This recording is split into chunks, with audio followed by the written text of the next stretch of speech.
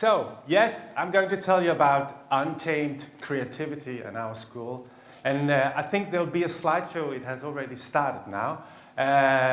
So watch it. It's just running while I'm talking.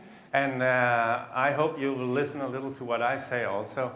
Well, basically, we have the Untamed Creativity. It's two schools that are functioning from a very normal system in Denmark, which is called the AFUK high school system. It means that it's places where young people can go and without exams they can go to get educated. They can do things that they're interested in and become very wise and clever and use it for their further lives. But it's without exams. And our school is built on this principle. We have a daytime high school, AFUK high school, which is mainly for young people from 18 and up. Once we had a student at 74 also, so it's really up. And they come to get challenged in different kinds of artistry. And we have another part of the school which is called production school. And it's more, you could say, for youth at risk. First of all, it's for a lot of school dropouts from other school systems, from high schools and other schools. It's also for people who has got socially or personal problems. It can be youth who are confused. I don't know what I shall do for the rest of my life. We have some people like that in Denmark. It's from 16 to 25, this part of the school. And what they all come for and what they think is interesting is the circus we're working with. It's the skating. It's the different kind of designs we're working with. It's the visual arts. It's the cooking. And we also have a lot of theater and performance going on.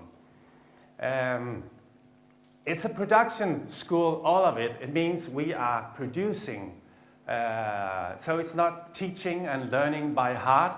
What we actually want is to have processes where the students start out with having ideas on a certain goal they're going at. They're going to produce things that in the end will have value for other people. And it can be a lot of different things. It can be shows.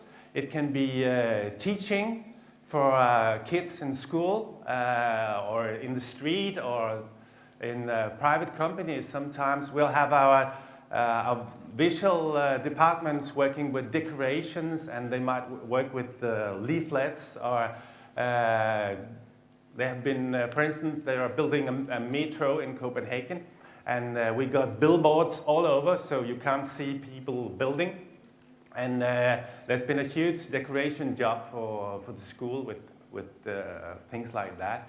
Our design department has, for instance, worked with, well, I think they call the project social design. Maybe it's a bit wrong. But they went into an area in Copenhagen and wanted to talk to people. And from that, they wanted to find out what would people need, what could they help them with, how could they design structures or instruments or anything that could help these people get a better life. On other times, they also work with tissue. They make costumes. They make what's called redesign of furniture that we sell in a shop that the school has got. And in this way, our teaching starts from what's necessary and not just what you should learn by heart. In the end, the students will feel that it's theirs. The products or the shows they do, it's because they wanted to. They are motivated by that, and they get all the applause, and that's what it's all about. Because we want students that are motivated not by exams or are motivated by teachers. We don't want that they should do what the teachers expect them to do. We can actually, I'm a teacher, be very happy when the students do something that surprises us.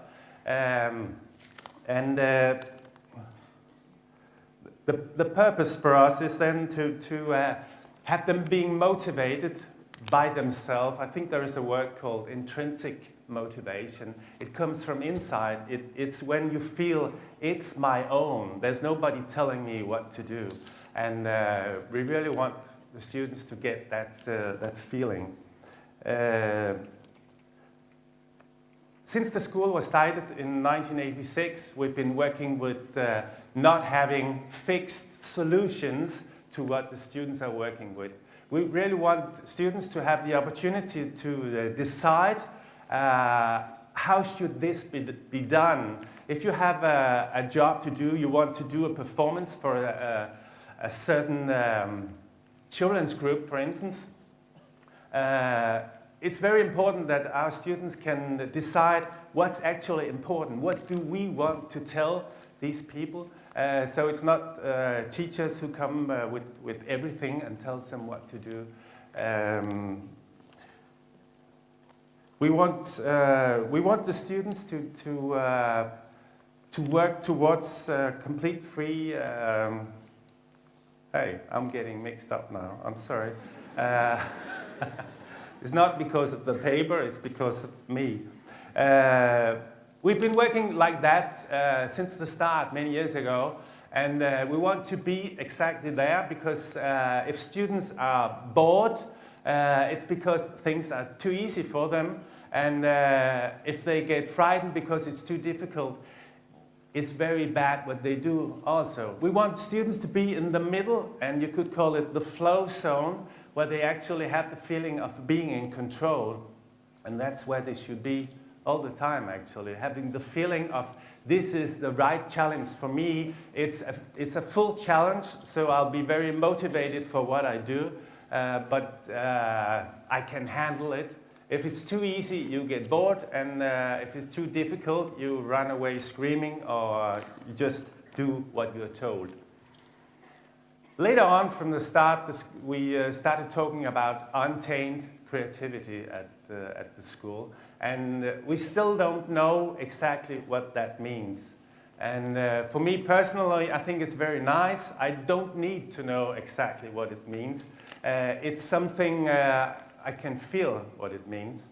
And that's very nice. But it's something that untamed animals, for instance, they find their own food. They find solution when the world changes. They even have to supply their own security. And on the other hand, the tame animal, the domesticated animals, the only thing they can do is sit back and wait to be fed. And we don't want to teach that. We really want to teach that you can go for it, you can find solutions, and maybe there aren't solutions, but you have to go for it, and you find solutions, other ways to go around. When our students, and a lot of them, they are, what can you see? They're not born with a silver spoon in their mouth. They're not first in line. And when it's so, you really have to be creative. You have to find new ways of going on in the educational system. If you're a dropout and you want to come back, you have to change something. And maybe you could change your way of functioning yourself in that system, or maybe you could change your way of seeing that system so it's not so frightening. So you actually could use it for your purpose. And creativity can be very meaningful for that. It's also a modern buzzword. Everybody should be creative now. And it's fine. It supports all what we do, because what we do is to have our students do their best all the time. And to do that and to work with creativity, it means you have to work with courage, first of all. It means you have to work with curiosity and compassion, because you're not alone. And very much commitment or willingness. I put up these 4: courage, curiosity, and so on, because it's 4 C's.